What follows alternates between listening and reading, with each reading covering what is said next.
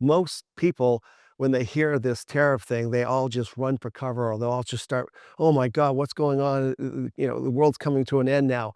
It's not. This is just another little bump in the road that we gotta get through, and we are not panicking one bit. We help people with ideas get them to revenue.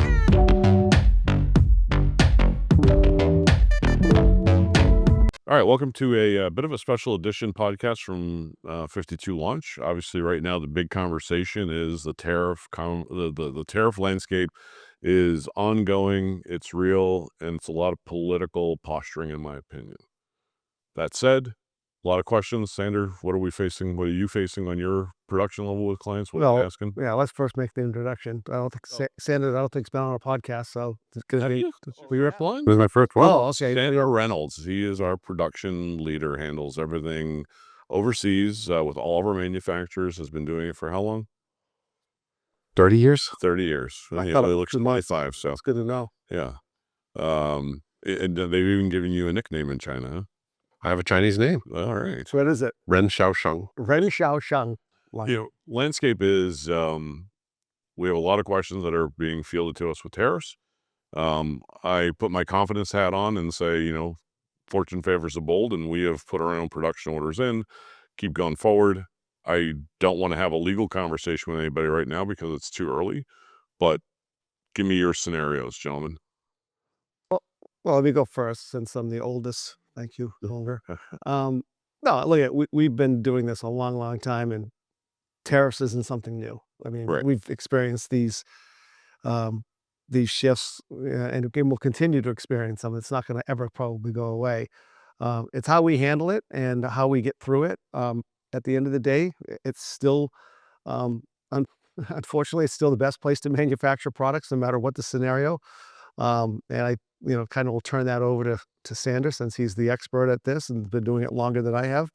But yeah, I mean, it's nothing to get too frightened about. I mean, it's not going to last forever. So. Yeah, I mean, I think the main thing to keep in mind is that, our factories, although the raw materials, a lot are coming from China, and, currently the assembly is being done in China, there's opportunities for us, and a lot of our partner factories have more than one location. So the chances of us being able to move it to one of their sister facilities or wholly owned subsidiaries in other countries for final assembly, we're using the same raw materials that we've developed it with, and using the same infrastructure that we've come to depend on in China. Be able to produce great quality products that have a final assembly in a third country. Well, we joked around, but the narrative has been, I think everybody that calls us has been asking us forever and a day, can we produce anywhere other than China? So, I like to say that we were subconsciously smart about doing this 2 years ago, but we've already invested in going to other countries. Sander, you can speak a little bit. You and Mike have been to Vietnam and other places. Vietnam, Thailand, Philippines. Also some, although they're a little expensive, but yeah, I mean, we've gone to a bunch of different countries. Plus I have a new facility actually being built right now. One of our partners in Cambodia. So he's building a new facility, and he started a year ago. So he's almost ready to bring it online right in time for now. He saw it was coming. So he's got a place to go. Good. And I mean, the question we probably get asked the most is like, why not Mexico? And again, I think in the past, the conversation has been, well, Mexico is really a subsidiary builder of large corporate things across the border. Yeah, I mean, with soft goods, there's some opportunities in Mexico, but even then, all the fabrics are coming from China. So now, you've got longer lead times, you've got higher pricing. If you're talking about like a high-end sublimated jersey where your customization, like a lot of the customized sublimated jerseys come from there, and they're direct shipped to teams in the United States. So that infrastructure exists for that particular niche. No, it's a great example. But for producing large quantities of the same thing over and over again, it just doesn't make sense down there. It's just too expensive. Well, we've won business from some clothing opportunities. Wingard, I'll give them a shout out. If you don't know what that is, you want to keep your what do they call it? Sterno lights lit without being blown out. They just couldn't make it in Mexico and deliver on time. Their delays were horrendous. So it's because of supply chain, right? So It's not just supply chain, raw materials aren't available there. So every labor force. The labor force expertise isn't there. The quantity per day that the average worker in China versus the average worker in Mexico is wildly different. So I think, and the other piece is, the people that ask us to bring it to the United States. I've worked in government work. I've done military protective gear and helmets and other military products, and dealing with the U.S. manufacturers, it's longer, 5 to 10 times more expensive, and not just because of the labor, because of all the regulations that they're under and everything else that, all these intangibles like, workman's comp insurance and all the other things you have to carry in order to be in business in the United States makes them uncompetitive globally, whether they make it here or not, assuming that we have the infrastructure for the product that we're talking about, which largely we don't. Like Right. cut and sew is not coming back here. We can keep pushing and pushing and saying that that's something great that we could do here. It's not something we can do here. Well, it's funny because you said that because I was just, before we got on this, I was asking ChatGPT all the what if conversations, and it's pretty amazing what I got out of it. I'm going to share it. We're going to clear it. I don't want to have any issues, but I might actually post this on this video as well. So you can see the basic questions I asked, best case scenario, worst case scenario. The last question that I ran out of time before I had to come and jump on this podcast with you guys was, what EPA or red tape government restrictions would have to be removed in order to bring all the manufacturing back to the United States that's needed. And I'm going to be honest, I agree with that. I don't think it's possible. Well, like, first and foremost, it's sometimes laughable to think about. Our clients generally don't ask about Mexico first. They ask about United States. Can we Right, make it yes. in the US, right? Everybody wants to make Yeah. products So what in the about US. Mexico? Right. The challenge with that, guys, is that it's even simpler than these questions about red tape and EPA issues. It really comes down to our client are people like you who are you're not Caterpillar, for example. Our competitors, sell to much larger companies, right? Much larger enterprises. We're selling to the regular, entrepreneur who's trying to launch, a small business. And you will never find a US manufacturer to run 2,500 piece order, which is pretty much our average order, starting out with our clients. Um, I'm going to just say it, never. You'll never get a manufacturer in the US to run a 2,500 piece order. It takes way too much time to set up in the factory to run an order that'll take 15 minutes to 20 minutes. It's just not going to happen. They'll charge you just a flat fee. They'll run 2,500 pieces, but you're going to pay, you know, $100,000 for setup. So it just isn't realistic to think that. Where overseas, they're different. The labor rate's so much less money. They'll do smaller orders. But when they're set up for that, so they're set up to be able Exactly. to be able to tear down and reset up and do another product, tear Right. down, set up, redo another product. That's not how American factories go. Well, I've got exactly what I was going to say. We have the opposite. I've been in New England. There's no shortage of manufacturing that goes on in New England. In New England, we are the plastic king Plastic of is settled the with sheet world. metal. Like anything to do with sheet metal bending, sheet metal. We've walked into factories that are idle, waiting for, because they're under government contract or they're under some sort of political contract that they have to sit idle. They're getting paid. Right. The payroll's getting made, Right. and they've got redundancy machines just in case one breaks when the order does come through. So it's just like that's not an efficient economy for a small independent who It's not. wants to get 2,500 people. And look, that is the number one reason why we get called. It's because after someone calls to say, I thought it'd be easier to get something manufactured, and I'm getting no return calls or no quotes or we're not the right people. That's usually, And again, it's just common sense. These factories, the managers of these factories understand that if you're looking for a 2,500 piece order, what does that mean? That means you're undercapitalized. Okay, you don't have enough money to put a bigger order in, which then goes to, well, if you're undercapitalized, how are you going to actually sell your product if you don't have the money? So they know they're never going to get a second order. correct. They know it's a one and done deal. So it's not like you can even build a relationship with these factories because you're probably not going to put a second order in, which is the big difference. The 52Launch actually helps you sell the product because it behooves us to move the product so we can get to the second and third order where everybody starts to make a little bit of money. So again, Well, you know enough about digital print, right? Yeah. And so digital print is probably about the only one, because I come out of the car business, right? So print and mail, like we used to send mailers out.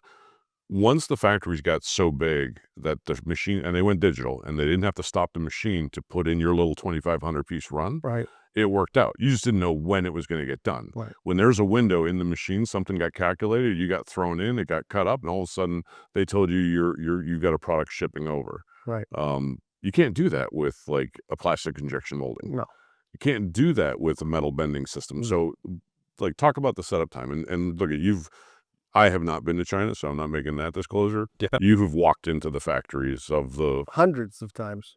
Yes, I mean, to set up an injection mold is 2-3 hours, between getting the mold off the rack and getting it up there hanging. I mean, they weigh what a car weighs, so it's like dragging a car, hanging it from the ceiling, pulling it over to a machine, lowering it in and getting it done. So getting it set up, plus doing test parts. That's the other thing that U.S. injection molders are really hard about, is that you need to run 20, 30 of them before you can really start making production if you're doing an injection mold. So you have to throw out 20 or 30 of them at the beginning of the run until the tool's up to temperature and the pressure's right, and they've got all the kinks worked out before they can run it full steam ahead. And so, yeah, you're taking 2-3 hours to set it up, and then another hour and a half to tear it down. And so that is built into the cost. If you're running 2,500, depending on the mold speed, that's a day's production, Right. like barely.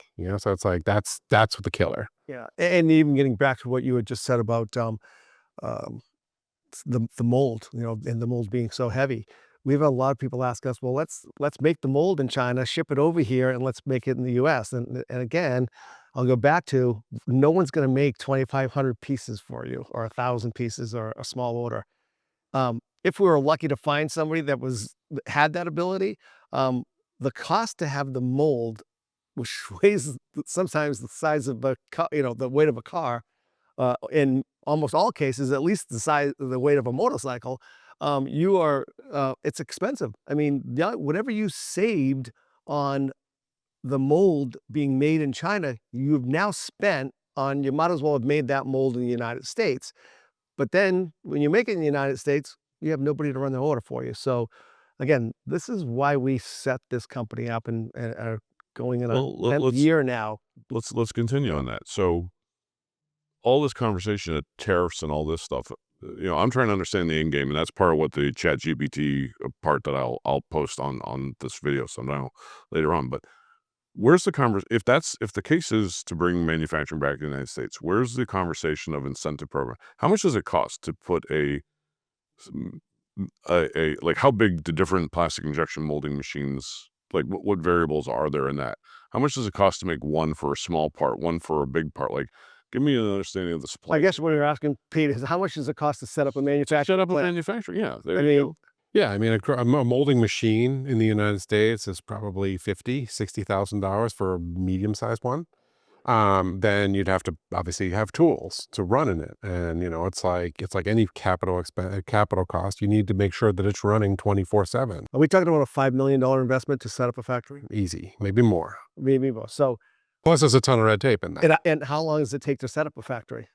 I mean, probably about a year. Yeah. So, this whole tariff issue could be completely over in less than a year. Well, this is the point. This is the point. This is why I believe Right. this is just posture. Right. Because if it really wasn't, there'd be conversations about how to access capital right now from the government, just like they did with solar panels. How do you get set up to start your own factory right now? And look, we'd be the first if there's any company that would be in a position to at least consider that with government incentives, probably be us. Well, again, I get quotes on a lot of the things that we make that I think are relatively low labor content items saying, is it a possibility to make it in the U.S.? Because our clients ask us that question all the time. And so I've tried it with some of our products, and I've done it in prior jobs. I've actually made things in the United States, lacrosse sticks and football helmets and other things that actually I could make because the volume was big enough, because I could run it here, and it was low, and there was a big profit margin on those items. So the thing is that all those things together made it so, okay, these are an okay product to make in the United States. Simple, straight little injection molded part that you're going to sell a few thousand of a year. I mean, it just isn't enough. And it isn't, for a business, for a molding company, I could give him, 10 lacrosse heads. Okay. And then he's running them a few times a month for me. Okay. That's worthwhile. But where it came to, I've got this one mold. And by the way, it's made for Chinese manufacturing. So now we're going to have to retrofit it into your machine to make it work in your machine. And what's that cost? Plus, now there's a 25% tariff on steel coming out of China or anywhere. No matter where that tool was from, there's a tariff on that steel. So I'm bringing it in the United States. I'm paying a duty on that I wasn't paying 6 months ago. So that also makes it hard to move stuff back to the United States. And tooling in the U.S., forget it. I mean, 6 months, $100,000 for a tool that would cost me 10 and 30 days in the. Well, you're $5 million in factory set up for the plastic injection molding does not include It does not include the tooling, no. No, and it also doesn't include in the tool making. the most important thing, and that's the labor. So you're talking about a very big investment in labor. You have to have a mechanic on board 24/7 in case the machines fall. A mold engineer too, to take Mold care of the mold. engineer. Yeah. So again, this is why all consumer products, 95% of consumer products are made overseas. Right. It's not going to go away. Um, again, people are already complaining about high prices. I said this the other day in front of the team. Um, we all like eggs, right? Yeah. We used to Well, buy eggs. 99 We used cents. to buy eggs for $1.99 Yeah. a dozen, maybe don't think $2.99 a that's- dozen, and now they're over $10. And guess what? We still buy eggs. So it's going to be the same thing. The unfortunate thing with the tariffs is that it's just like everything that's going on in the world today. You pay more money for less. We all do. Even McDonald's, their hamburgers have shrunk. Their French fries are less. It's just crazy that Yeah. we have just, that was COVID, and we've become accustomed to it. And I guess we're not complaining enough because everybody continues to pay the higher prices. The same thing with this tariffs. I mean, people, we're going to, unfortunately, the consumer is going to end up paying more in the short term. Well, and you know what? We're a consumer nation. People don't understand when we say that. You go to Europe, they're still fixing cars. They're not throwing alternators away. They're rebuilding them. Like Right. Everything in the rest of the world is not a consumer economy. This is the only place where we have a disposable lighter. Everywhere else has a permanent lighter, right? Like it's just the way we think. Just cheaper to buy a new one. Yeah. I want the new one. I want the new shiny. Well, we have 358 million people in this country, and there's 8 billion people in the world, and we still are the most, we spend most money on consumer goods than any other country by far, and we're relatively small compared to the rest of the world. So, yeah, that's not going to change. We're all going to get Right. Amazon products delivered pretty much every day, or at least a couple times a week. Not going to change. This is definitely looks like it could be scary, but in the end, I totally believe you, Pete, when it is posturing at this point. It is. Something's going to, come. Something I good's always, gonna I come always out of keep it this. as simple as this. I think the end game is there's 1.2 billion people in China. There is a consumer market that's growing there. Yep. Maybe we should be allowed to sell Levi's there and not get knocked off, the bigger companies. I think the funniest thing that's happening right now, I don't know if you guys have seen this shit on TikTok or on social media, but it seems like some of the big brands, and I think it's an LV. You have your luggage and Louis Vuitton. yeah. Apparently, they're not all made in. It's starting to be exposed that they're not all being made in Italy. No, of course not. Yeah, of course. No, but Oh, that's the joke is that the brand is where everyone thinks it's being made. There's just no way that the country of origin. So everybody relies on China or Asia to get there. But again, even with that said, as Sandra had mentioned, we saw this coming 2 years ago. Right. We've, their last trip, they just got back a month ago. They were there for 45 days. They visited all new factories throughout Asia. Look, at the bottom line is that we still have our own products that we bring over, and nothing's going to change for us. We're going to continue to do exactly what we've done. We're going to deal with the tariffs the best that we can. There's certain, you can speak to some examples of what tariff shift means. I learned that recently from you. It's a completely legal scenario that we've investigated, and you can probably add some to that. Yeah, so it's when you ship raw materials that go into another country, where they're under one tariff code. So when the government has tariff codes for every possible imaginable thing, from nuclear reactors to socks. And so, with the raw material comes into this third country with one tariff code, they make that say it's paper for a book. So there's ship-in paper. The third country makes it into a book and then ships it as a book. Then that went through a tariff shift. Now that's made in that another country. So the raw material stain came from China, but it's a made in whatever country product. So look at Which happens pretty much every single day. every day. I mean, that's just like all the Vietnamese shoes that are currently coming out of Nike and everybody else. Right. Most of their raw materials are coming from China and being assembled into a shoe in so Vietnam. that's the one thing that's never going to change. forever and a day, China will be the supplier for most materials, and that's a 20-year shift. Italian suits materials made in Wuhan. Yeah. Like that's why they Of have. course. I mean, that's why again, apparently in Italy they were the second to get COVID because they were there at the wrong time. But all materials come from China, so it's just a matter of where do we want to make it. Yeah. And we have been looking at that. We've been making it quality of work. Yeah. Is the world ready to take inferior quality of products that's made in other countries right now? Like again, we've rejected so much stuff that comes out of India. It's ridiculous. I Oh, like them, but yeah. it's just the quality's not there. Yeah, I mean, I think when it comes to India, you have to choose the right products to go there. So every country has their own sort of strengths and weaknesses. So, so India is good at cotton stuff. So if you're making like cotton shirts or, whatever, they're good at making that. Similar with If you Bangladesh. turn over your T-shirt, you'll see you'll see made in Bangladesh or I Indonesia. bring that up because again, most North Americans think automatically, you can just go to another country and it's set up. No. They have the infrastructure Yeah. that's available in. Well, it's funny because all the Chinese manufacturers say to me, when I talk to them about these other countries where they're setting up their alternate facilities, they'll say things to me like, if a Chinese worker can make 100 per day, I go down to Thailand, I can only make 75 per day. I go to Vietnam, I can make maybe 80, so they rank the workers based on how many they think they can make a day because they either Because Chinese different work workers ethic. have figured it out. Well, They're different work ethic too. Yeah, they have different work. Exactly. So again, it's look at we're here together to talk to you about this because like we have a huge competitive advantage. We know all this stuff because we've been doing it a long time. Most people, when they hear this tariff thing, they all just run for cover or they'll all just start, oh my God, what's going on? The world's coming to an end now. It's not. This is just another little bump in the road that we got to get through, and we are not panicking one bit. As I said, we have a dozen of our own products that we manufacture and market. So we're not backpedaling. It's full steam ahead. As Sanders said, we'll bring in products. Yeah, we'll do it legally, and we know the back doors on how to get that done. So I'll ask you a question because we were joking around. I would have pitched it that we were smart and nimble, and that's why we don't currently have a single container on the ocean being shipped here. Thank God. Well, absolutely thank God. Well, explain why. Well, so Because most people wouldn't understand what you're talking about. okay, so right now anything that's arriving at port is going to be paying duties. None of our clients are paying anything right now because everything that we had was shipped prior to the duty conversation, Right. and now the next batch.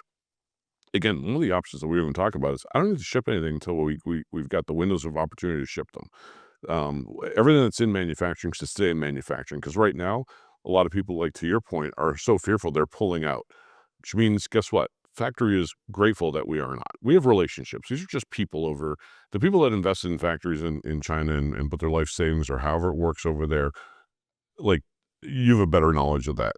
Yeah, most of the factories that we work with, because we want the lower minimum order quantities and willing to work with us with startups and that kind of thing, these are mostly family-run factories. So, the owner of the factory is the father, and the sales manager is the uncle, and that's so most of our factories are that way, which is great because they all care because it's their business. And it's you've been in those their facilities. We're not talking Many, about many times. garage, No, mom no, no, and no, pop no, shops. no. We're talking about, these are full-blown, Certified multi-floor facilities, yeah. factories with, passing, big company audits. Like, so a couple of my factories work with Costco and Walmart, and Yeah, they we pass the always audit, say no Walmart problem. certified, meaning Yeah. that if Walmart walked in, they'd be, thumbs up. This is a good factory. Right. And even the ones that haven't, I would never work with one that couldn't, so if they aren't good enough to pass one of those audits, I wouldn't work with them.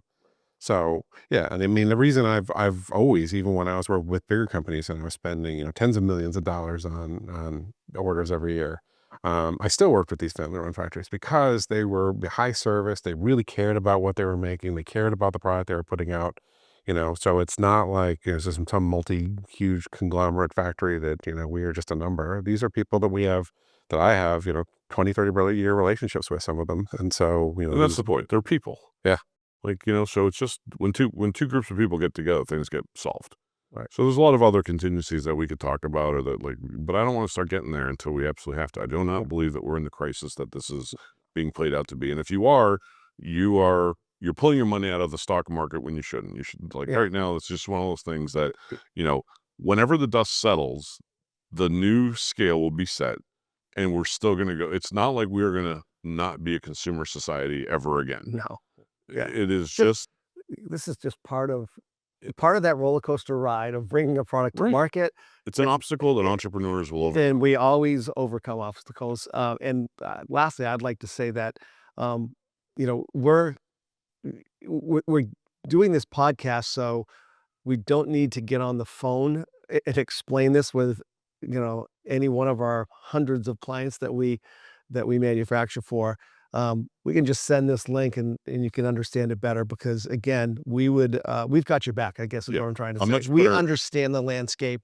We've done this, thousands of times over, You hired us to 30 navigate the year, obstacles. 25-year career in this industry. Yeah, So- you hired us to navigate these obstacles. You Exactly. didn't hire us to be your psychologist to get through these. Like that's Right. why Yeah. you either have the confidence to boldly go forward or you don't. I'm okay either way. I'd never push anybody that didn't want to put the go through this. But nothing's changed. Nothing's going to change. Maybe the numbers get adjusted. There will be there'll be a settling point. But guess what? That's the new bar that everybody's going to have. So.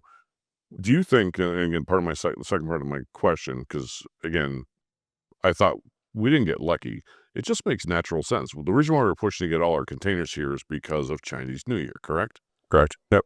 So it's not that we got lucky. It's just that's like our mandate every year. Like, let's get everything that can be shipped out before Chinese New Year, start fresh projects. So our next big shipments usually show up sometime June, July, August. Okay. Is he playing this card right now because this is just like, I don't have enough data on the globalization of logistics, but is this the perfect time to have this fight where it doesn't affect people on a boat and it's not really going to cost them money and it gives the ability to posture? I mean, maybe that's some of it, but I think because it was global initially, if you remember, when he came out of the gate, he was globally tariffing everybody, so that wouldn't make sense for that. But the fact that it's still China, I mean, it's because China didn't come and kiss the ring, and he's waiting for that kiss. Yeah. Right. All right. Well, look at, to your point, to everyone's point, that you guys for joining this podcast and kind of sharing some information. Yep. I'm sure there's going to be a few more of these as the landscape kind of goes up and down. I'd